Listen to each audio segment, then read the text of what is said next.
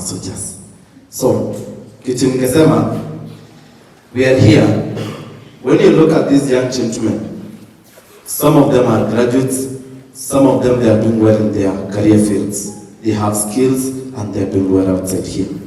As our governor and as a county government of Kisii, it has been 4 years of war and endless blame games.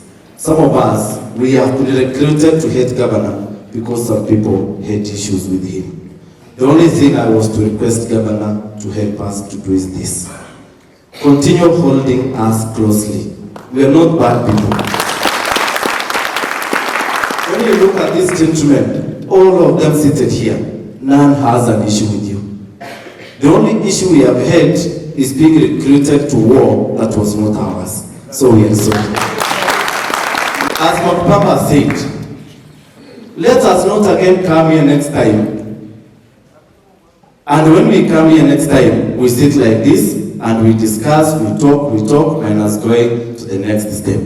Lastly, our governor, we are heading to elections next year. What you have done is a wonderful job. The most unfortunate thing, the enemy of your government are comparing your 3 years in service with 10 years of the last regime, which is unfair.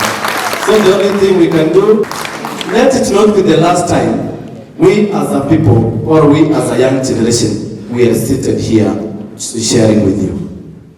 As much as we'll be out of this place, let this meeting be of impact. Some of us, if we'll get some of our young people here, getting opportunities in this government, like digital content creation as the national government has done. Recruit these guys. Some of them, they will be doing content on your roads you have done, which you have done well. In health sector, recruit some of these young guys. If you give them 5,000 to 10,000 monthly, that stipend is so nice to them. Wangwana, tuseme, tuta mkwanani, Arambe! Tuta! Arambe! Tuta! Gavana Arati? Tuta! Diamono.